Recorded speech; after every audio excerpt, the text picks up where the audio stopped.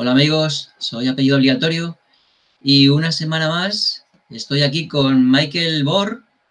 Hola Michael.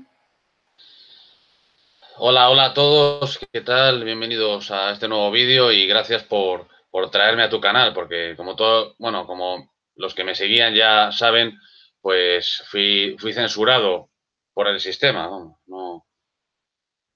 no creo que por YouTube como tal.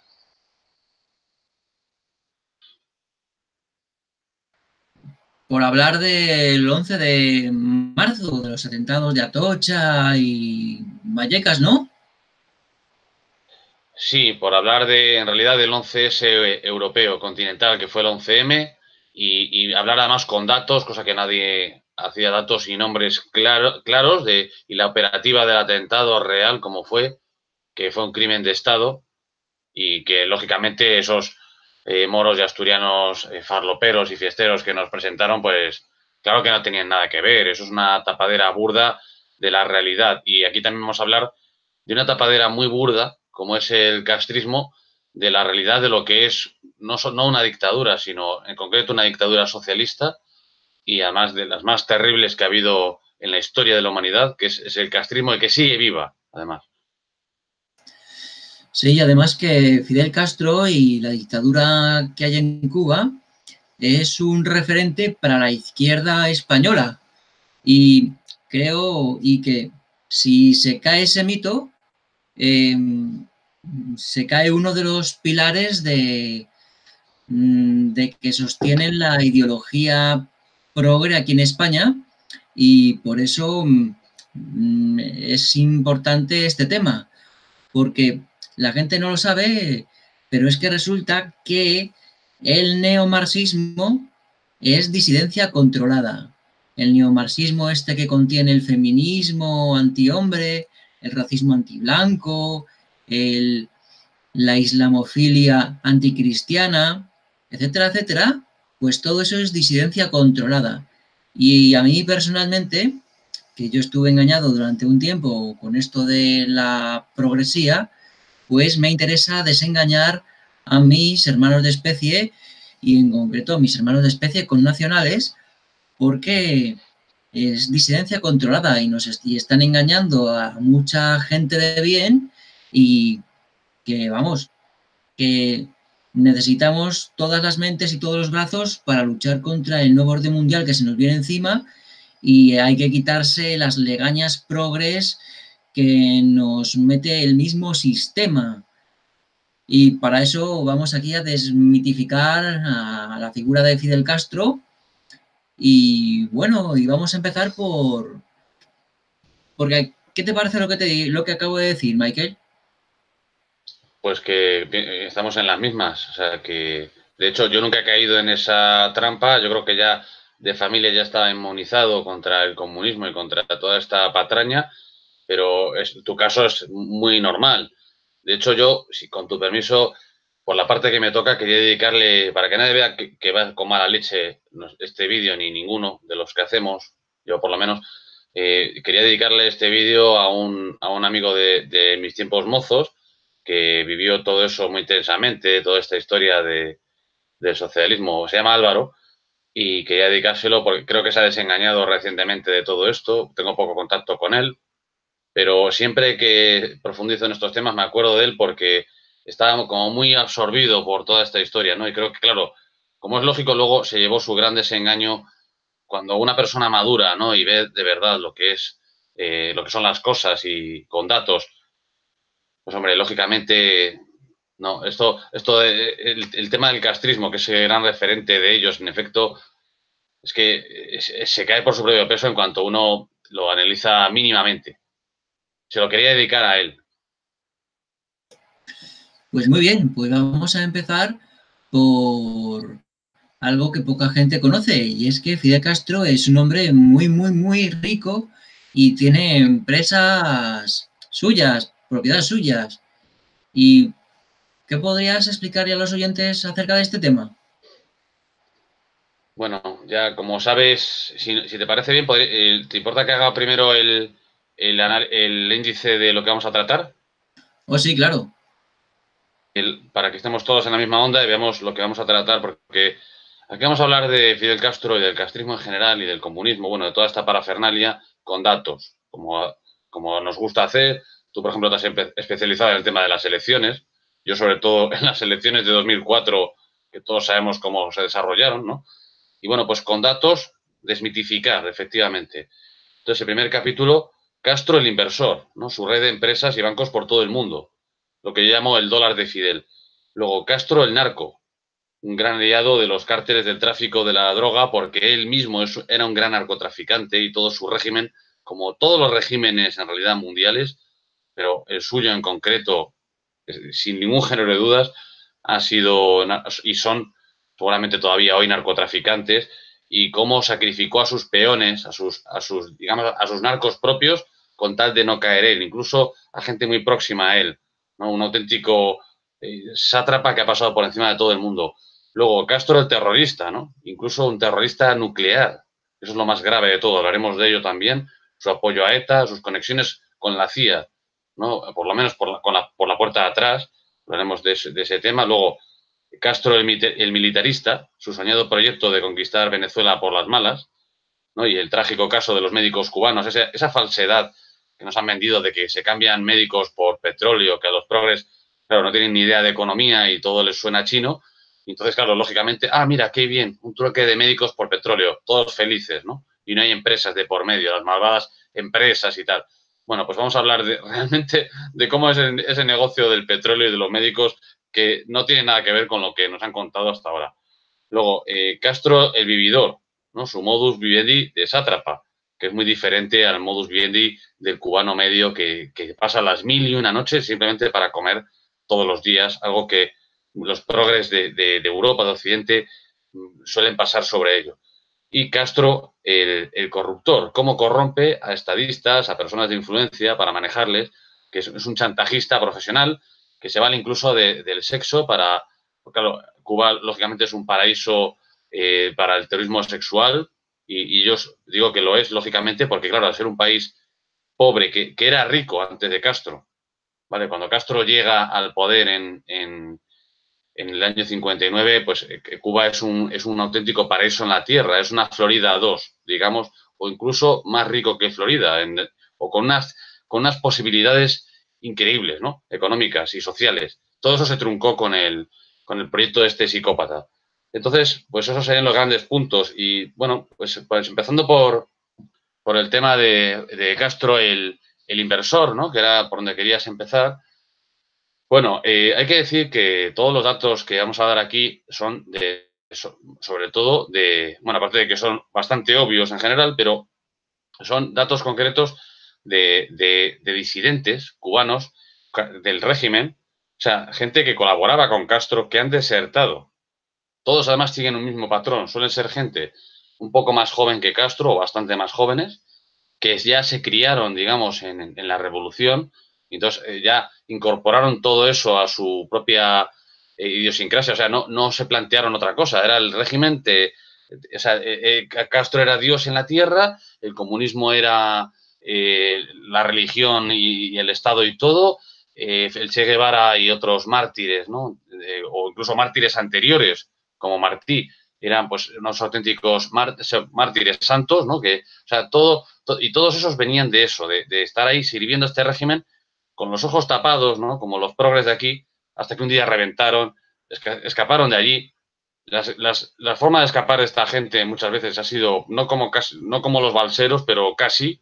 Hubo un general de la Fuerza Aérea Cubana que escapó incluso en un caza de combate. O sea, son historias realmente que la gente no conoce, pero son impresionantes. Y uno de los que escapó, en efecto, fue el contable de Castro, digamos, su gestor de cuentas en el extranjero, un tal Beunzá, se apellida, que había sido un héroe de guerra, porque todos los grandes desertores estos se caracterizan porque han sido guerreros del régimen, han sido héroes, incluso combatientes, en las muchísimas guerras que ha declarado Castro por el mundo, y es el que nos ha contado todo el entramado de empresas, incluso de bancos, que tiene este personaje por todo el mundo, pero además con varios fines. Uno de los fines es mantener su elevadísimo tren de vida, ¿vale? Los Castro viven en una burbuja, y el régimen en general pero sobre todo Fidel Castro en concreto, vive en una burbuja de lujo y de vicio. Es decir, tiene un restaurante montado en su casa para él, ¿vale? Con mayordomo, con servicio, con uniforme, come a la carta. Bueno, algo que es imposible que el cubano medio pueda siquiera soñar con ello. ¿Vale? Entonces, esa red de empresas tapadera, que además les sirve para conseguir divisas, porque el régimen cubano, como todos sabemos, ha sufrido durante décadas un bloqueo, pues le ha servido para recibir divisas de otros países en empresas tapadera, en Canadá, en 1000 sitios, en Europa, y claro, también para financiar movimientos subversivos, sobre todo en América, pero en todo el mundo, ¿vale? También le ha servido esas ganancias que tiene con estas empresas y bueno, ¿para qué hablar de que es el dueño, son los dueños y señores de esa isla? O sea, es que Cuba es patrimonio de los Castro, no hay otra, no hay división, es como los reyes de la Edad Media, o sea, cuando heredaban un reino, un rey de su padre o de quien fuera, o un señorío, pues no se separaba el Estado de las finanzas particulares de ese señor. Pues Castro vive, o ha vivido, mejor dicho, que en paz descanse, en esa tesitura y con una red, ya digo, multinacional. Claro, cuando este señor desertó, Beunzá, y denunció todo esto, se cogió un cabreo impresionante. Cada vez que alguien muy fuerte del régimen desertaba, y no es que le pusiera a parir, es que, vamos a ver, sacaba los trapos sucios del régimen, la realidad, ¿no? En vivo y en directo, Castro siempre arremetía con una furia como, claro, que lo único, como un niño enrabietado en realidad, ¿no? Como ya todos conocemos sus arranques, ¿no? No sé, parece infantiles, ¿no? Y siempre, y ahí están sus famosas declaraciones cuando desertó este testaferro de él, en las cuales dijo que si se demostraba que él tenía alguna empresa en el extranjero, fuera de Cuba, o siquiera un solo dólar de su propiedad, que él renunciaría al cargo, a los cargos que ostentaba en Cuba, y que no haría falta que nadie inventara ninguna sucesión, ni ninguna disidencia, ni nada, que él mismo ya se iba, porque él siempre ha sido un cínico a la hora en fin, de legitimar su poder. No tiene ninguna legitimidad. Dio un golpe de Estado y ahí está, sin elecciones ni nada. Pero eh, él siempre, con su cinismo de toda la vida, siempre decía, bueno, en efecto, en este caso, si se demuestra que tengo un solo dólar, yo de mi propiedad, fuera del sueldo que tengo, digamos, por mis funciones, yo dimito. Y esto se demostró. ¿Y qué empresas tiene exactamente? ¿En qué sectores? Bueno, la verdad es que yo casi prefiero remitir, si te parece bien, podríamos poner luego unos enlaces de los vídeos en concreto, porque si no, nos vamos a alargar mucho con ese tema. Sé que, por ejemplo, que tiene un banco, no sé si se llama el Banco de La Habana, con sede en Londres, que es la gran capital bancaria mundial, ¿no? Una de las grandes. Y bueno, pues tiene empresas en muchos sectores. Para empezar, el sector turístico. Luego es que, vamos a ver, la industria cubana, por ejemplo, el azafrán, el azúcar, que era muy poderosa cuando él llegó al poder, incluso el turismo. Él se ha apropiado de todo eso, todo su régimen se ha apropiado de esa industria, entonces tienen unos cupos, ¿vale? Que administran a su manera y entonces no se sabe hasta qué, o sea, están arruinados ahora esos sectores. El comunismo lo que hace siempre es, hay que conseguir un objetivo, hay que vender tantos kilos de azafrán, tantos kilos de azúcar, toneladas, claro, y ya. O sea, no hay un objetivo de vamos a vender más, vamos a vender mejor, un producto mejor. Y claro, como tenían un bloqueo, además, esos productos que eran los que más producía Cuba, productos agrícolas sobre todo, y pesqueros y demás, se vendían a la Unión Soviética. Pero claro, la Unión Soviética era otro país de pobres. Entonces era como un comercio cerrado entre pobres, en el cual no fluía, no había rollo, como quien dice, ¿no? Tenían que recurrir a empresas en Occidente, ya digo, en esos países que sobre todo me suena ahora Canadá, había varios. Y bueno, pues una red internacional que, ya digo, los ingresos, entre otras cosas, también servían para patrocinar guerras en el tercer mundo, sobre todo, y para patrocinar movimientos subversivos por todo el mundo. Y para él incluso, él tiene su propia partida presupuestaria, incluso en esa red de empresas que van directamente a él, o sea, a su propio, digamos, su casa, el mantenimiento de su casa, que hay gasto ahí, un gasto en seguridad muy fuerte, que tiene un auténtico ejército en torno a su casa, con incluso aviones de combate movilizados las 24 horas para protegerle a él. Bueno, eso está en el presupuesto de defensa, me imagino, pero bueno, una auténtica muralla alrededor de él, bélica, para defenderle, no solo guardaespaldas, sino incluso barcos de combate, bueno, hay de todo. Y también, por supuesto, para mantener sus múltiples palacios por toda la isla, y en el extranjero también tiene propiedades. Y eso, también su guardaespaldas más famoso, que es, bueno, ahora no me acuerdo del nombre, y quería poner luego los enlaces, ¿vale? Si no te parece mal, para que la gente pueda buscar con facilidad. Ha habido un guardaespaldas, el jefe de su seguridad privada, su guardaespaldas favorito, desertó también y contó toda esta otra parte, que era el tema del Castro vividor. O sea, el Castro que tiene haciendas propias por toda la isla también, que disfruta de ellas como, bueno, hace, por ejemplo, submarinismo, digamos, pesca submarina, pero además en unas aguas donde, lógicamente, hay tiburones, por ejemplo, y los guardaespaldas tenían que estar bañándose con él, espantando a los tiburones para que no le atacaran. O sea, historias realmente que son... Y luego, pues eso, también mantener todo un servicio, un aparato doméstico de él muy extenso, que trabajan para él exclusivamente. Algo que ya digo, no sé si él siempre ha querido ser el único rico de Cuba. Entonces, cualquiera que fuera con dinero a Cuba, que a él no le gustaba. ¿Por qué? Porque, para empezar, él no le interesa que la gente en Cuba vea que se puede vivir mejor que como viven, ¿no? Con un bienestar, etcétera, que es un bienestar que los extranjeros tienen y ellos no. Eso a él, bueno, pues le viene bien que vaya gente a hacer turismo y demás, pero ya grandes fortunas y esto lo tiene más controlado por este tema para evitar que el pueblo cubano pues despierte, que sienta la lógica envidia de decir, ¿estos por qué tienen este tren de vida y nosotros no? Y además porque él quiere ser el amo y señor, quiere ser el único rico de esa isla. Esto yo en parte comprendo que, como cualquier presidente del gobierno, pues tiene que tener su seguridad y su guardaespaldas que le vigilen, claro que sí. Pero otra cosa ya es el que tenga esas empresas privadas en el extranjero. Siendo presumiendo como presume o presumía constantemente de ser comunista y de ser un hombre del pueblo, porque siempre le hemos visto vestido con chándal y con ropa de hombre de la calle para asemejar, para parecer normal. Pero claro, si tiene todas esas empresas, pues eso delataría que hay una hipocresía y bueno, en eso se parece mucho a Pablo Iglesias, ¿no? Que se ha comprado aquí un palacete y además cuando había prometido literalmente a sus votantes que él siempre viviría en un barrio y que siempre estaría cerca del pueblo y vamos, ha ocurrido lo mismo, ¿no? Sí, sí, bueno, a ver, esto siempre es igual. Los comunistas, como ellos dicen, somos comunistas, pero no gilipollas, ¿no? A ellos les encanta vivir bien, lógicamente, pero el caso de Pablo Iglesias, yo creo que es bastante diferente.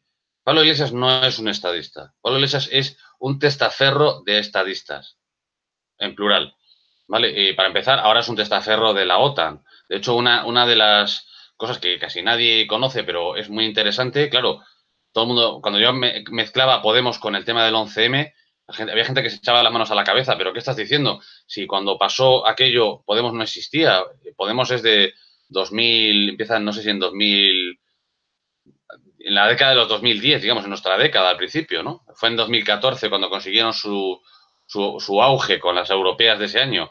Pero a ver, es que para empezar, sí estuvieron, porque tanto Monedero como Iglesias se les ve participando como parte de la inteligencia subversiva que en el 11M asaltó las sedes, en concreto la de Génova, las sedes del PP, ¿no? En ese golpe de Estado, que no era un golpe en principio contra el PP, era un golpe, es que ahora no quiero extenderme con el 11M, pero bueno, fue un golpe de Estado contra el Estado en concreto, no contra el PP. Se materializó contra el PP al final, pero no era el plan inicial, ¿no? No quiero aquí ser tendencioso, pero Pablo Iglesias y Monedero estaban ahí, se les ven las fotos, con las pancartas y demás.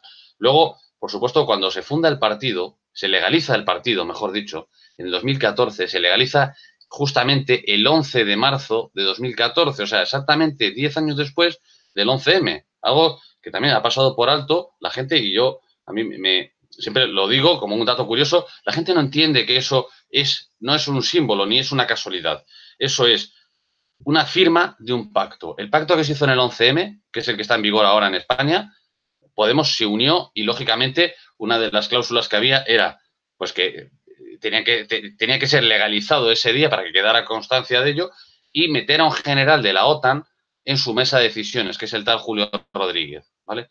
Entonces, aunque viene del castrismo, que se supone que es un régimen, digo Pablo Iglesias, un régimen contrario a la OTAN y a los intereses yanquis y demás, y al imperio, digamos, pues el cambio es que cuando ya una vez que toma fuerza en España, en las cloacas las cloacas es un sistema internacional en el cual se aprovechan las situaciones y aunque viene de ese régimen, aquí se le vio como una oportunidad para captar esa disidencia controlada que tú comentabas antes y, y meterla dentro de la OTAN. O sea, volver a meterlos en el redil a todos estos progres, ¿no? Que todos conocemos. Ah, sí, que los yanquis, porque la guerra de Irak y no sé qué. Entonces, claro, es un trasplante de una cloaca a otra. Eso es Pablo Iglesias. Entonces no es nadie, es un peón de esa cloaca. Y yo estoy seguro que esa residencia de Galapagar, que tanto se ha hablado, es una imposición del sistema para tenerle marcado. Si tú vamos a ver, si tú a un pájaro le quitas las alas, ¿no? Las plumas de las alas, mejor dicho, pues le vas a limitar su vuelo. En un político esto se hace controlándole a base de escándalos, de los cuales los que de verdad tienen el control de ese partido tienen las pruebas de eso y lo utilizan como un arma. Entonces, Pablo Iglesias nunca va a poder volar ya alto de ninguna manera porque está tocado por diversos escándalos que yo estoy seguro de que no son casuales. Igual que la beca de Rejón. O sea, yo estoy seguro de que alguien le dio esa beca a propósito para marcarle, igual que se marcó a Rodrigo Rato con las tarjetas Black. Rodrigo Rato no necesitaba las tarjetas Black para nada. Es ya millonario por su casa, tiene no sé cuántas empresas y lo de Bankia pues lo cogió como podía haber cogido, pues se lo dio Rajoy para que se estuviera quieto y le dejara tranquilo, ¿no? En el partido y no le supusiera una amenaza. Pero claro, le dio Bankia con las tarjetas Black para tenerle cogido. Bueno, este mismo modus operandi lo utilizan todas las cloacas de todos los estados.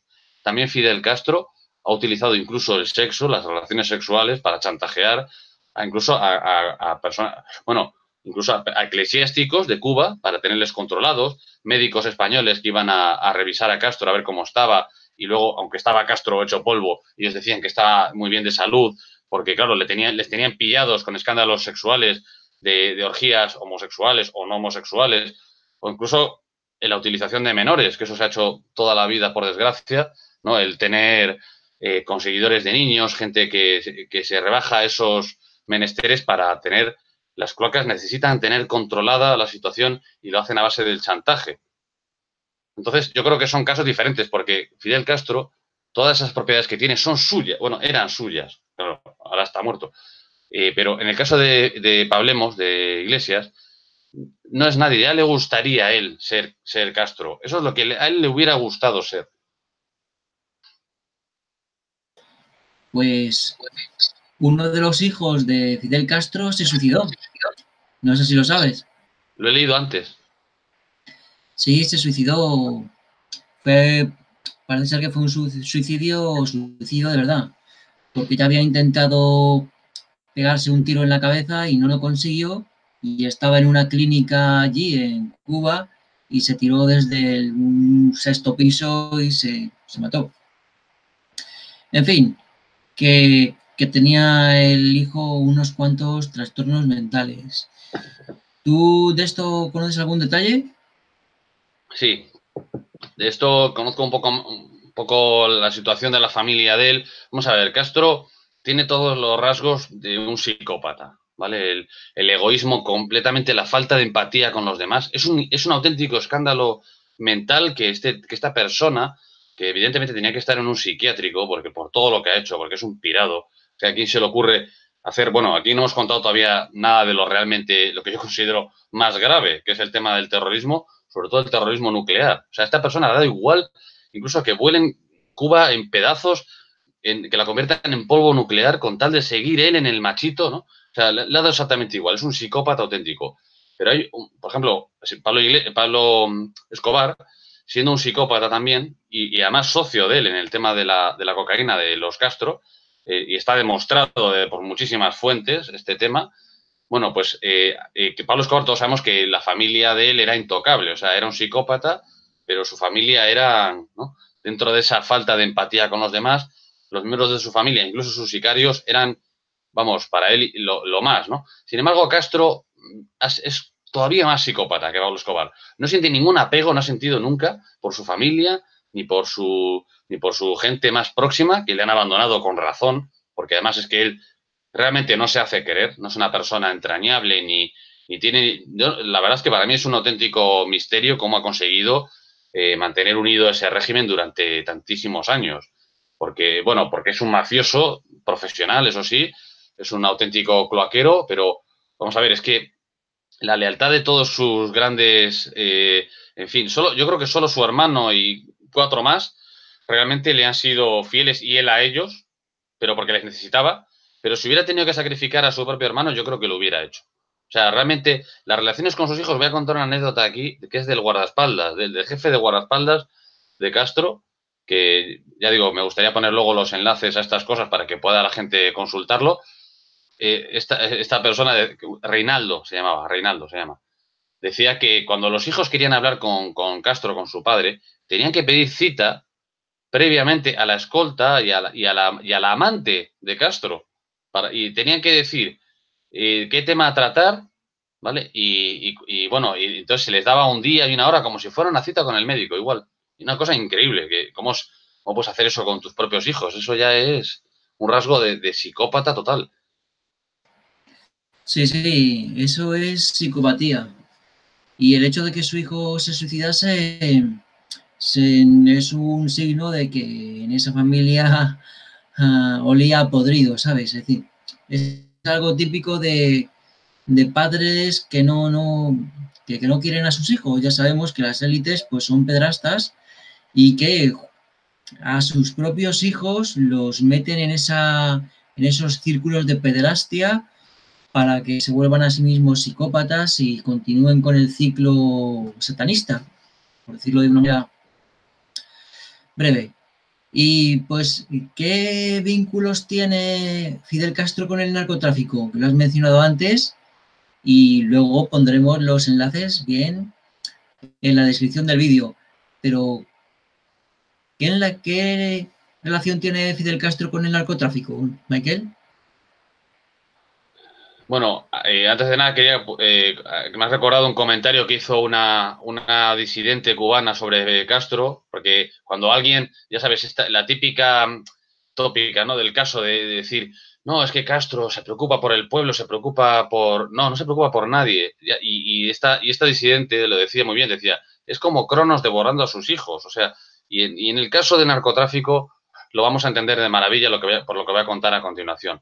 Yo ya sabía que Castro hace muchos años, que Castro estaba en el tema del narco, cuando todavía estaba vivo ya me enteré porque por Popeye, por este jefe de sicarios de Pablo Escobar, que lo ha contado con pelos y señales, incluso como el Nobel de Literatura Gabriel García Márquez hacía de enlace entre Pablo Escobar y los Castro. Creo que era Raúl el que se encargaba de este trabajo sucio. Raúl Castro ha sido ahí el gran, digamos, pilar del régimen, el que le hacía la política diaria a Castro. Castro le reservaba más como un símbolo nacional, un símbolo del régimen, el gran embajador del régimen, era el líder realmente, por más que Raúl hiciera el trabajo sucio, digamos, y uno de los trabajos más sucios que ha hecho Raúl Castro ha sido en efecto el tema del narco, hacer de enlace con los narcotraficantes, sobre todo colombianos.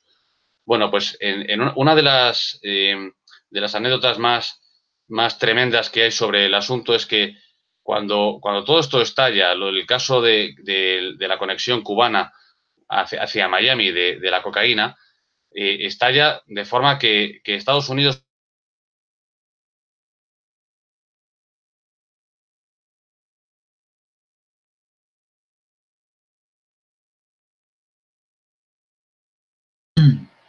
Michael, se ha bloqueado la imagen. No sé si tienes conexión. ¿Me oyes? Michael. Pues voy a escribirle a Michael un mensaje por WhatsApp porque se ha bloqueado su imagen. Y no sé yo si es que ha perdido la conexión o qué. A ver, un momentito, amigos. A ver. Michael. Ay, dice que es su ordenador. A ver, espera a ver si lo puedo arreglar.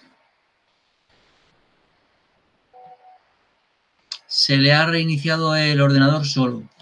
Así que durante unos minutos voy a hablar yo. Le voy a decir a Michael que le espero.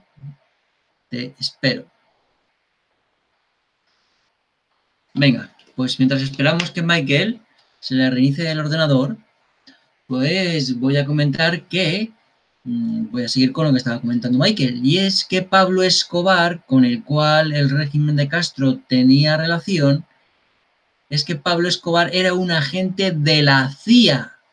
Señores, un agente de la CIA.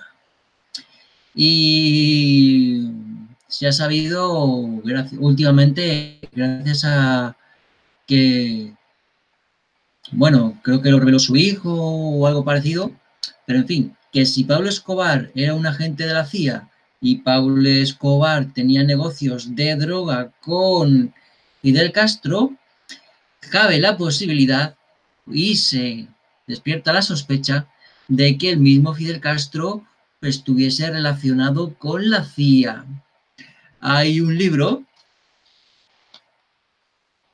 que se titula, que trata de este mismo tema, titulado, vamos a ver, aquí está, escrito por Servando González,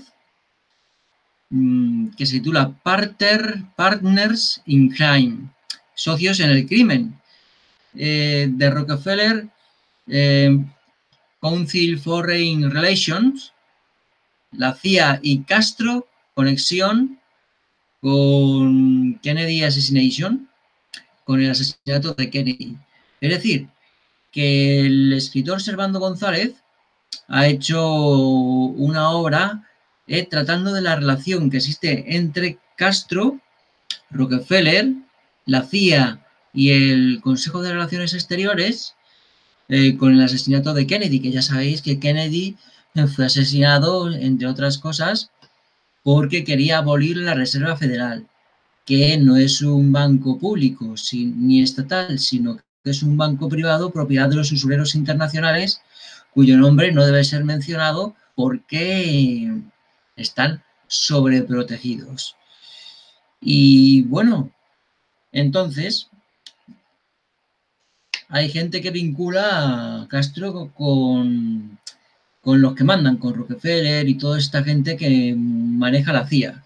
Y el hecho de que Fidel Castro tuviese relaciones con un agente de la CIA como era Manuel Escobar, bueno, Escobar, Pablo Escobar, pues denota que ahí hay tomate. A ver si podemos profundizar en este tema otro. A ver si ya está Michael aquí. Vamos a ver. ¿Tienes el link? El link. Vale, le pregunto a Michael si tiene el enlace. Sí, para que se meta otra vez en la conversación. A ver cuánto tarda.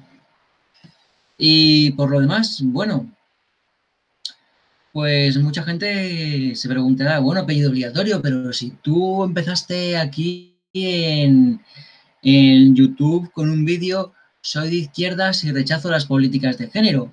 ¿Qué te ha pasado para que ahora aborrezcas el comunismo? Y mirad, aquí está Michael. Michael, ¿qué tal estás, Michael? ¿Oyes? Sí, ahora sí. Sí, que se ha reiniciado, no sé. Fenomenal. Sí, bueno, a veces pasa esto de los ordenadores que hacen lo que quieren, a veces. Bueno, pues continuamos con el tema este que estábamos hablando de la relación entre Pablo Escobar y Fidel Castro. Yo he estado contando a los oyentes que es, ya está más que probado que Pablo Escobar era un agente de la CIA. Y si Pablo Escobar era un agente de la CIA y tenía contacto con Fidel Castro, cabe la posibilidad de que Fidel Castro también esté vinculado con la CIA. ¿Tú qué piensas? A ver, yo creo que en este mundo de las cloacas no hay negros ni blancos. Es lo que quería decir antes con Pablo Iglesias. Pablo Iglesias viene de ese bloque, digamos, contrario al occidental, el bloque pues de Rusia, Venezuela, pues todo este, ¿no? De Corea del Norte, supongo. No sé si me estáis viendo. ¿Está bien? Sí, Sí, sí, ¿no? se te oye y se te Vale. ve. Bueno, pues viene de ese bloque, pero claro, al ser infiltrado en España, también está Irán, por supuesto, que ha sido tan aireada la relación de Irán con, claro, porque Irán, Venezuela, o sea, el régimen venezolano, castrista, Rusia, etcétera, forman parte de un mismo bloque, ¿vale? Con sus claroscuros. Y luego está el régimen contrario, que es el occidental, en el que está pues Estados Unidos, Europa Occidental, la OTAN, etcétera, ¿no? Entonces, claro, al infiltrarnos a Pablo Iglesias y su banda de profesores fracasados y demás petulea de esta progre, ¿no? Lo que querían era, pues, de alguna forma influir en la política española para ver si podían, pues, no sé con qué objetivos, porque la OTAN, lógicamente, no les va a permitir que les revuelvan el gallinero aquí unos payasos, ¿no? Como estos, pero, lógicamente, lo que ha hecho la OTAN, organización también con sus claroscuros, coordinada más que nada por la CIA, el Mossad, etcétera, pues coge a estos tíos y les pasa por su propia, ¿no? Por su propio proceso de asimilación a su propio régimen. Entonces convierte en un producto castrista, digamos, o iraní, castrista iraní, en un producto otánico y ya está. Entonces, en el caso de Cuba, en general, es una isla que está enclavada en Occidente, porque está a pocos kilómetros por mar de Florida, de la costa oeste de Estados Unidos, o sea, y sin embargo parece que está en otro planeta, porque así como en Miami es donde mejor les ha ido a los españoles en el mundo, digamos, porque es donde está, pues, digamos, es la capital de lo que llaman ahí la raza latina, como quieras decirlo, o la hispanidad, ¿no? Y tienes a escasas millas el sitio donde peor les va a los españoles, a los pobres cubanos que llevan décadas aguantando a este personaje y su camarilla de traidores, psicópatas, bueno, como los quieras llamar. No sé si se ha bloqueado esto. Está bien. Se te oye Vale, perfectamente y la es que imagen a también va veces, bien. vale, da como impresión de que se para. Bueno, lo que me preguntabas de la CIA, entonces, claro que hay una relación, yo creo que bastante extraña con la CIA de los cubanos, que ya digo, nada es blanco ni negro. Cuando a Estados Unidos le ha interesado apoyar a Pablo Escobar con las rutas del narcotráfico, porque ellos también se estaban lucrando, pues lo han hecho. Pero cuando les ha interesado invadir Cuba, que les interesa más incluso que eso, o tener controlada Cuba, pues lo han hecho también por la vía de... Bueno, es que no sé si me estáis oyendo o se ha perdido esto. ¿Se me oye? Sí, te oímos perfectamente. Cuando no te oiga, ya te aviso yo. Vale, es que no sé si la CIA me está atacando vía... Vale, bueno, pues a lo que iba, que cuando les ha interesado utilizar el pretexto del narcotráfico para para presionar al régimen de Cuba, también lo han hecho. O sea, no se me explico. Están con el narcotráfico, los yanquis, pero también están, cuando les interesa, para ocupar, por ejemplo, lo que han hecho con Colombia, ¿no? El Plan Colombia o en México, el intervenir en los países con el pretexto de, es que están mandando mucha cocaína a Estados Unidos, vamos a intervenir, ¿no? Bases, etcétera. Creo que tienen 9 bases en Colombia militares. Entonces, promocionan el narcotráfico como Estado, Estados Unidos, y al mismo tiempo lo combaten. No sé si me explico. O sea, es que están en los dos frentes, digamos. Pero claro, entonces, claro, Castro, que es una mosca al lado de Estados Unidos, una mosca cojonera, como se suele decir, pues claro, cuando vio que Estados Unidos iba a usar el pretexto del narcotráfico, que estaban todos de acuerdo, ¿eh? O sea, todo eso quedó clarísimo. Ya en su día quedó clarísimo, en los 80, que estaban todos de acuerdo, en Colombia, en Cuba y en Estados Unidos, un montón de funcionarios y demás, y mafiosos, etcétera, para llevar toda esa droga que producía unos ingresos impresionantes a todos los que intervenían en el asunto. Pero claro, cuando Castro ve que eso lo quiere utilizar Reagan en concreto para invadirle, claro, se acojona y dice, hostias, es que aquí tengo que hacer algo para limpiar mi imagen. Y entonces es cuando lleva adelante lo que se ha llamado la causa 1, ¿vale? Que es lo que quería yo llegar, que es cuando manda a hacer un macrojuicio, tipo al que se ha hecho aquí con el 11M, o sea, una cosa, pero más radical, en el sentido de que todos los que participaban allí eran realmente potentados cubanos del asunto de la cocaína, con la conexión colombiana, etcétera. Entonces, les utiliza de cabeza de turco para limpiar su imagen.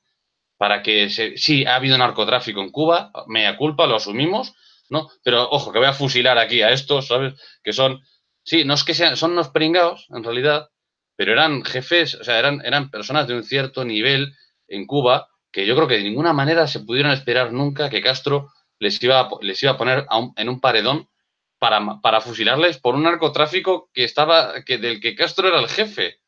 ¿Me explico? O sea, sacrificaba no solo a sus peones, sino a sus alfiles, a sus torres, hacía falta. Incluso el propio Raúl Castro cayó en depresión y estuvo a punto de suicidarse también, en una de sus tantas crisis de alcoholismo, porque es un alcohólico total, porque pensaba que Fidel Castro iba a por él también. O sea, que iba a sacrificar a su propio hermano, no matarle, lógicamente, pero sí que le iba a apartar del poder y que, como gesto hacia los yanquis de, nosotros hemos limpiado la casa, ya no tenéis excusa para limpiarnos, para invadirnos. Porque el gran problema de Castro siempre, la gran amenaza que ha tenido siempre Castro, ha sido una invasión yanqui, como es lógico. Y entonces ese gran proceso judicial que se llama Caso 1 fue en los años 1960, algo parecido. No, 80. 1980. 89. Sí, en la época de Pablo Escobar. Ah, Y es muy conocido, sobre todo, el caso concreto del general Ochoa, que fue pues, un auténtico héroe de cubano, militar, del castrismo además, de que brilló pues, en las guerras, por ejemplo, de Angola, bueno, participó en no sé cuántas misiones, no sé si también en Vietnam. Pero claro, Castro iba a todas partes donde podía meterle el dedo en el ojo al bloque occidental, ahí estaba él, mandando tropas, promocionando guerrillas.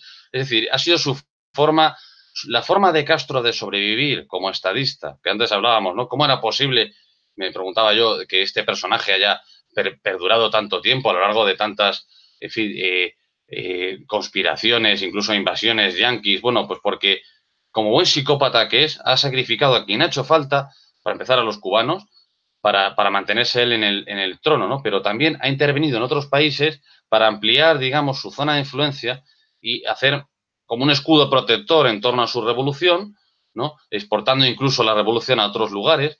Y claro, la causa 1 es curioso así, cuando hay mucha información en Internet, porque además ahí se ven todos los rasgos de verdadera psicopatía de este personaje.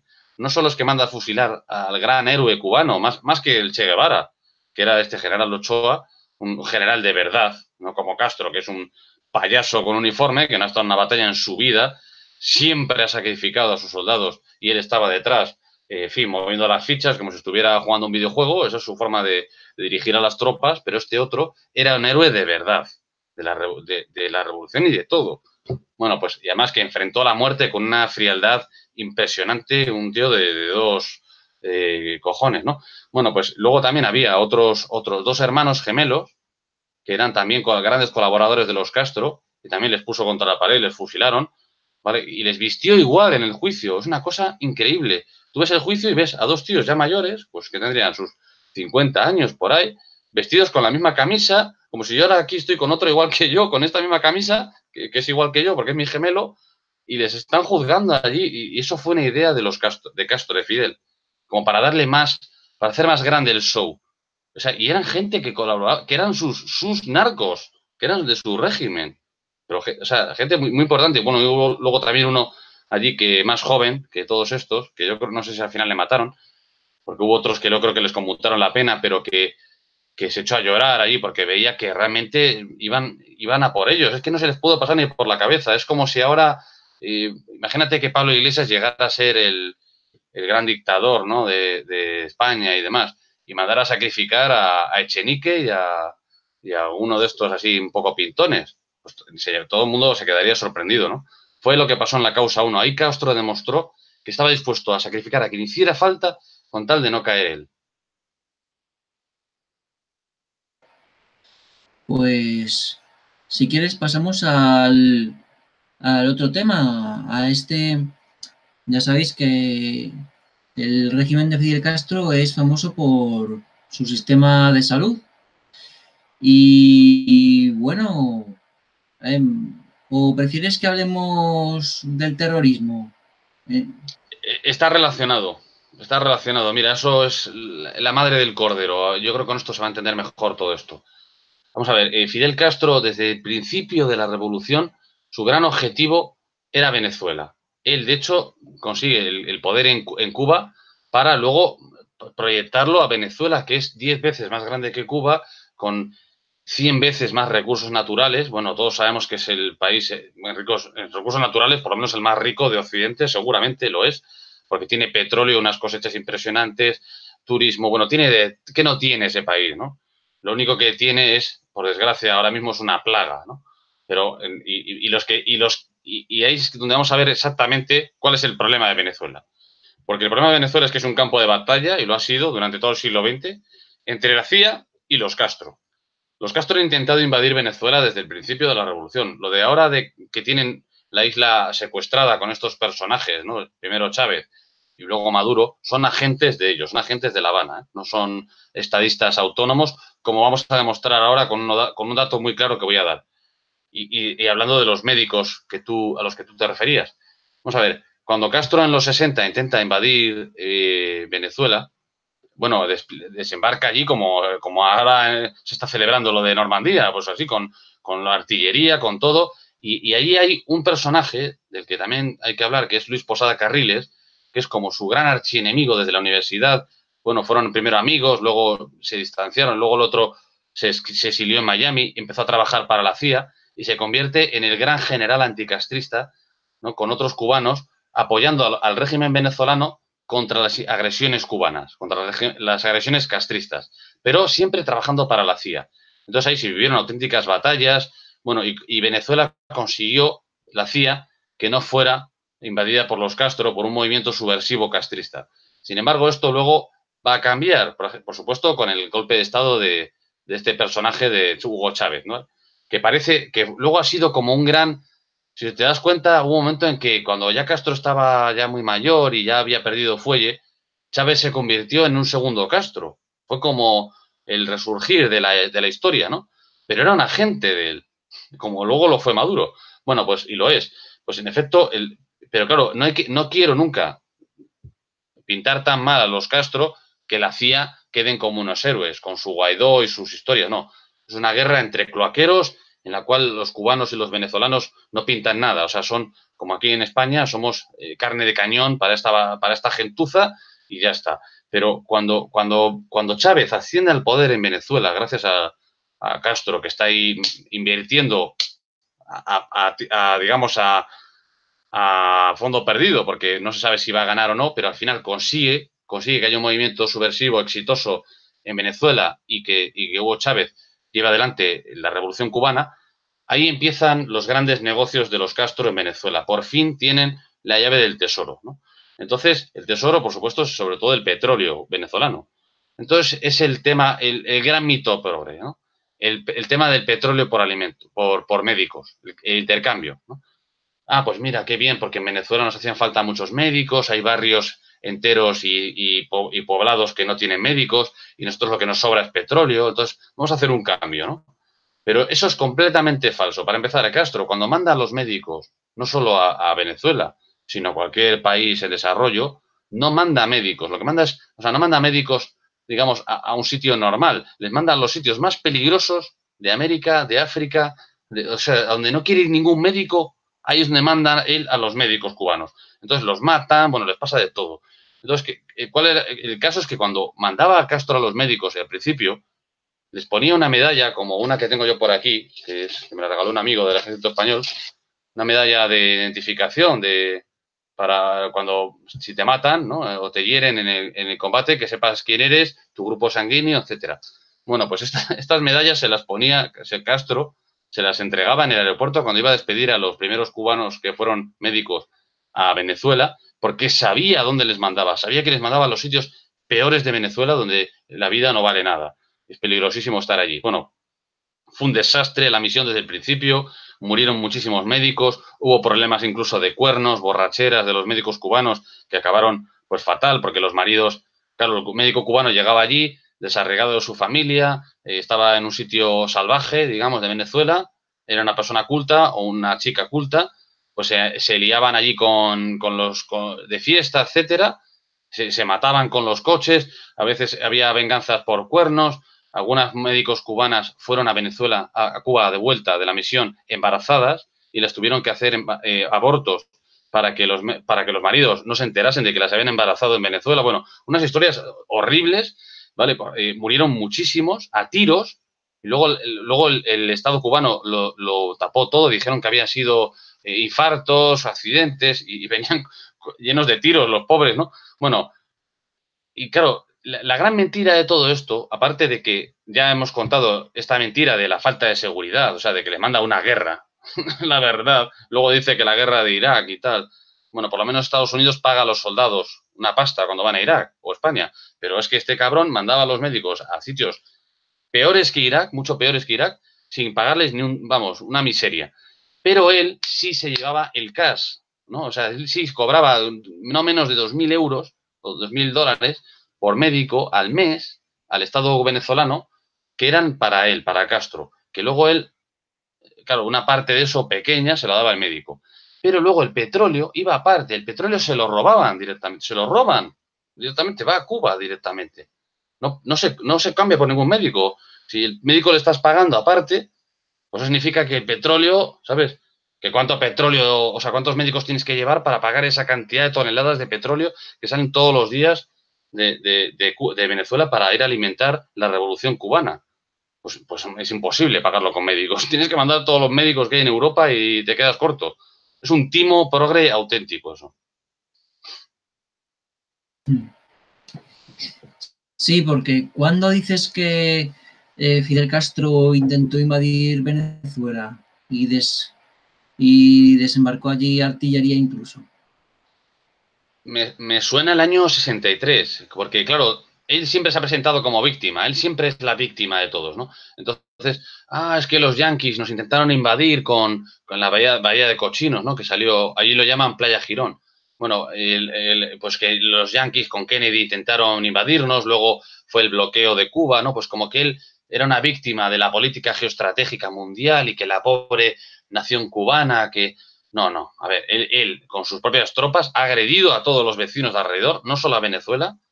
Ya digo, hubo varios episodios, ¿eh? Porque Castro nunca ha quitado el punto de mira de Venezuela y sigue ahí. O sea, con Maduro es un agente de él, que no es un agente de Chávez. Es un agente que él le impuso a Chávez. Es que está todo contado mal. O sea, Chávez es un agente de La Habana y Maduro es otro agente de La Habana que le han impuesto al anterior. Me explico, porque no son estadistas autónomos, son estadistas de Castro. Por eso le regalan el petróleo. Es un robo de los mayores que ha habido en la historia de Venezuela, por supuesto. Y entonces, claro, lógicamente, la cronología ha sido muy larga de agresiones, ¿no? Imperialistas de Cuba hacia Venezuela. También hacia República Dominicana y otros países de alrededor, hasta Bahamas, que es un país todavía más humilde y más pobre que Cuba, que no tiene casi ni fuerzas armadas, se han visto atacados. Bueno, ha habido una serie de episodios muy lamentables de las fuerzas aéreas, sobre todo cubanas, atacando países, incluso, ya digo, ocupando países, utilizándolos en la isla de Granada, por ejemplo, que estaba construyendo un aeropuerto gigante para sus aviones, para poder ir luego a África con los aviones de transporte, etcétera. O sea, Castro es un auténtico militarista, es un auténtico conquistador, ¿vale? Y ha utilizado incluso las fuerzas aéreas a modo de auténtico terrorista. Es que él no puede criticar a Estados Unidos ni a Israel ni a ningún país porque él es como ellos. O sea, bueno, y a veces incluso peor.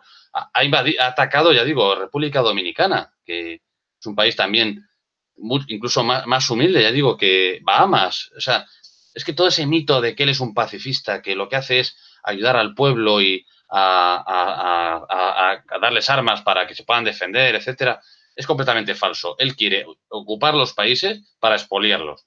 Y en Angola hizo lo mismo. En Angola hizo lo mismo que en Venezuela. Angola también un país riquísimo en recursos naturales.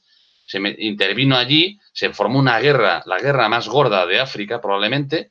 Sudáfrica intervino también para frenar el comunismo en el sur de África. Entonces hubo batallas de verdad, con tanques, con artillería, con todo. Y ahí es donde una de las veces que Castro ha estado a punto de causar un desastre, porque los sudafricanos en esa época tenían armas nucleares.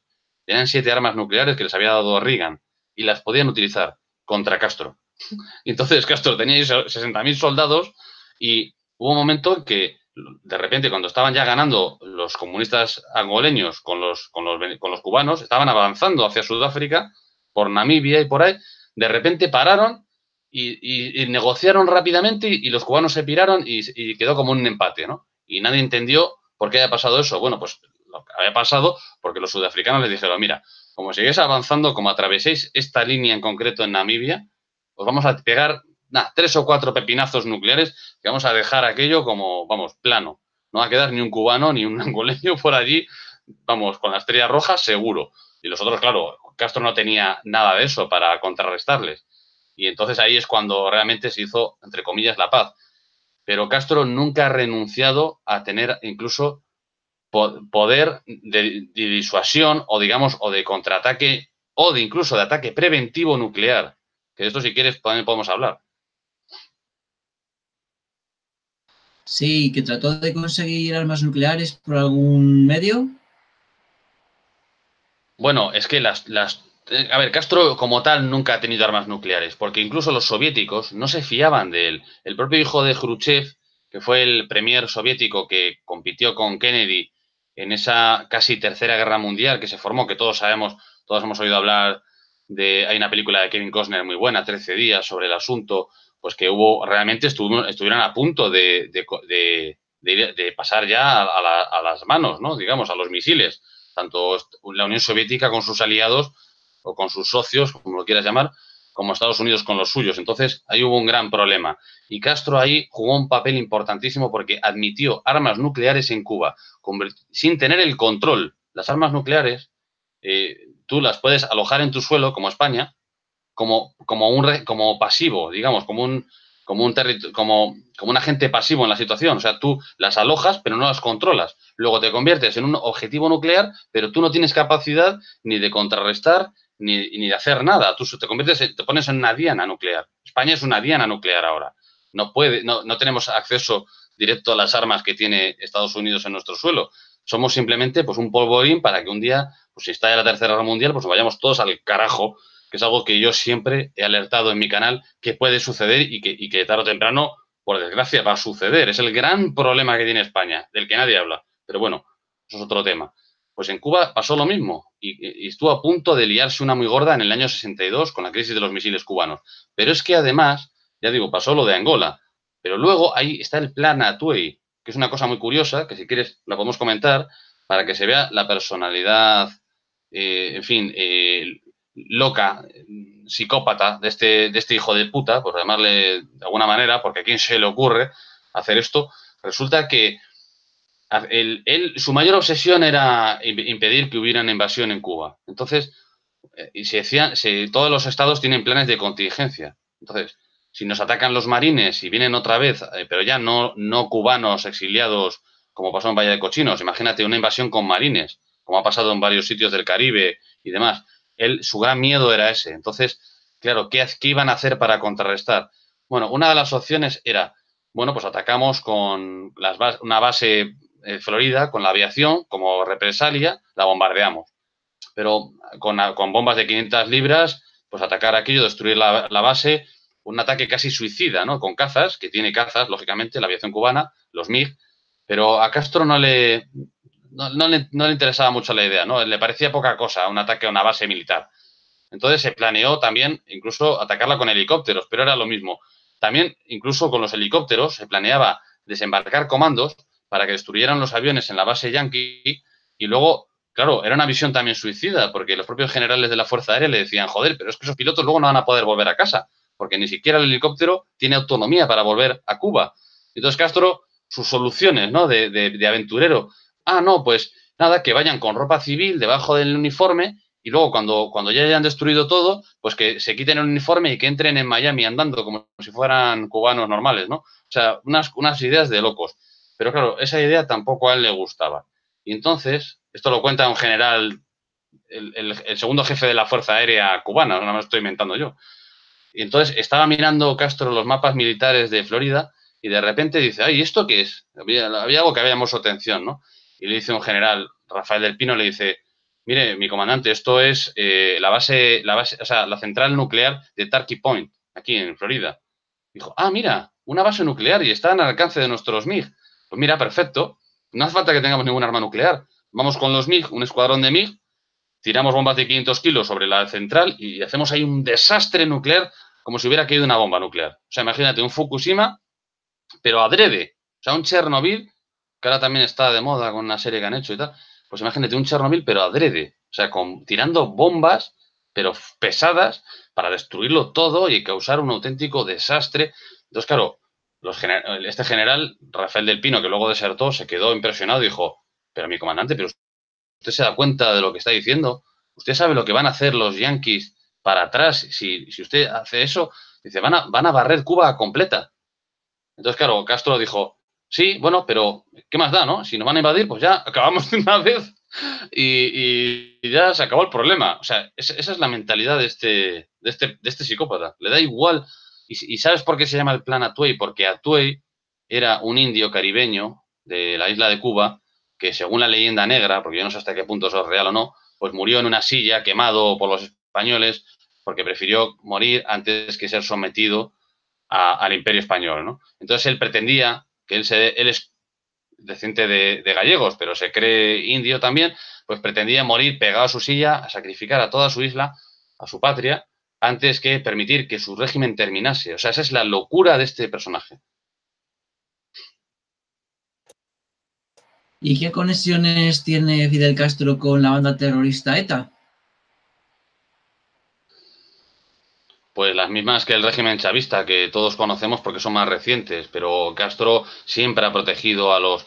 Castro ha sido el gran promotor mundial, que antes me preguntabas la relación con la CIA. Vamos a ver, la CIA, todos sabemos que la ETA, en el fondo, todos deberíamos saber ya, y el 11M para mí fue ya la demostración definitiva, de que la ETA es un brazo subversivo armado o digamos, una excusa, mejor dicho, de la CIA para actuar en España, ¿vale? Para actuar incluso en Latinoamérica. Eso es lo que casi nadie sabe. O sea, el primer coche bomba que se puso en Colombia lo hizo un tal Miguelito, un terrorista de la ETA, que conocieron los jefes de los cárteles colombianos en Carabanchel, en la cárcel. O sea, es que ETA es el padre y la madre del terrorismo en Latinoamérica. Incluso han adiestrado allí a elementos subversivos de todo el continente para pues, crear todo tipo de revoluciones, narcorrevoluciones como las FARC, etcétera. O sea, todo está relacionado. Pero todo eso, de alguna manera, yo estoy convencido de que lo controla la CIA porque les interesa tener un enemigo. Al final, es de lo que estamos hablando todo el tiempo. O sea, cuando tienes la revolución y tienes también la no revolución o el gobierno, como lo quieras llamar, pues tienes, ¿no?, todo el espectro o sea, no puedes perder, solo puedes ganar. Si tienes al Madrid y al Barça, pues vas a ganar seguro a la liga, ¿no? Pues esto es igual, o sea, es que están en todas. Y claro, necesitan tener un enemigo al lado de casa, además, como es Cuba, un régimen castrista y tal, para decir, ah, mira, es que tenemos enemigos incluso aquí en nuestro propio orbe, ¿no? Yo creo que Estados Unidos ahí siempre ha intentado controlar no solo a Cuba, sino todos los países también del hemisferio occidental, sobre todo sus alrededores, ¿no? México, etcétera, pues controlando a los cárteles de la droga, a los terroristas, a todos estos, y la ETA ha tenido un refugio total incluso hizo Felipe González un pacto con Fidel Castro para que le entregara a los terroristas que tenía ya alojados de la ETA, y Castro seguía, y esto lo ha dicho el guardaespaldas de Castro, seguía protegiéndoles y dándoles todo tipo de facilidades para parar por allí, adiestrar a otros terroristas latinoamericanos. O sea, ha sido un auténtico terrorista en todas las formas posibles. Y además hay una anécdota que sí quería contar, que era la de Luis Posada Carriles, que le he nombrado antes, que es un amigo de él de toda la vida, desde la universidad se conocían.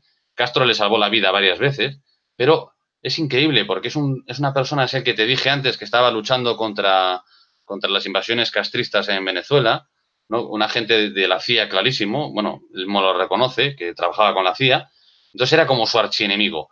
Incluso la inteligencia cubana le hizo varios atentados, pero se dieron cuenta de que era demasiado fácil llegar a esta persona, como que la CIA le había abandonado en un cierto momento, y el propio Castro dijo, no, no le matéis. Ya le había salvado la vida en la universidad, cuando no era nadie, Castro. Y le vuelve a salvar cuando ya el Castro es el dictador y el otro es su gran enemigo luchando contra él en todas partes, pero le salva la vida, ¿por qué? Porque Castro también necesita un enemigo. Claro, si no tienes enemigo, ¿a quién le vas a echar la culpa de toda la ruina que pasa en Venezuela, en Cuba?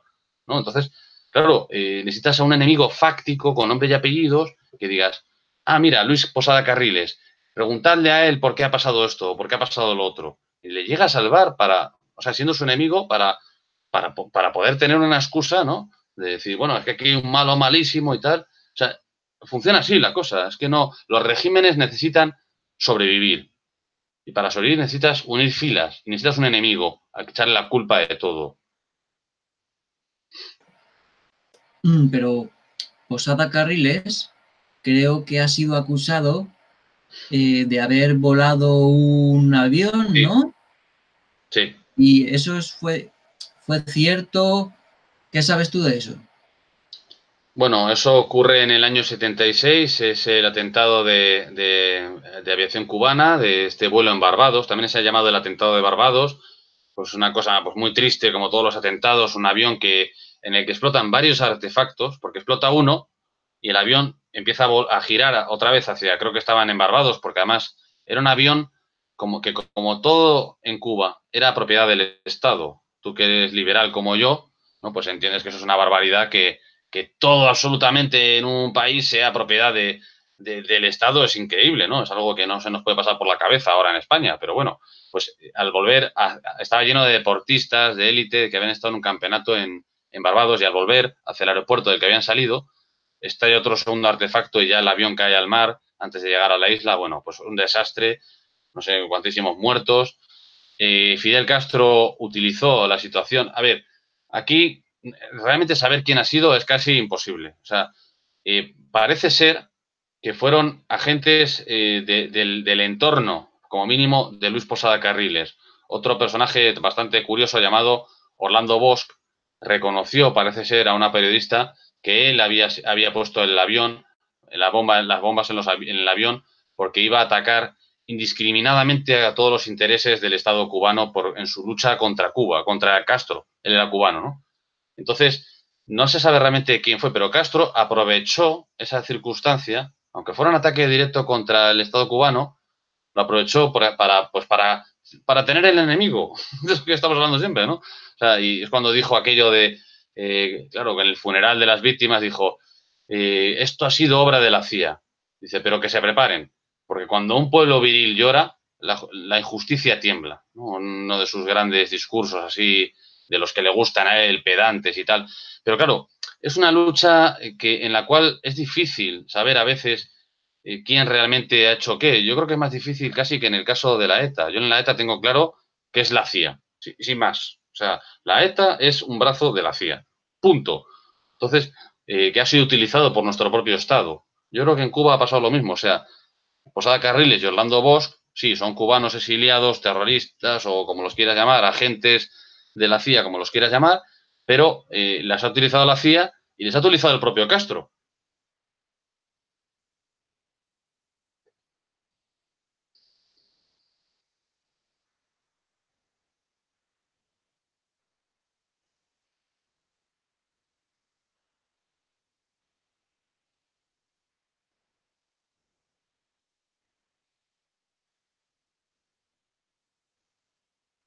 ¿Hola?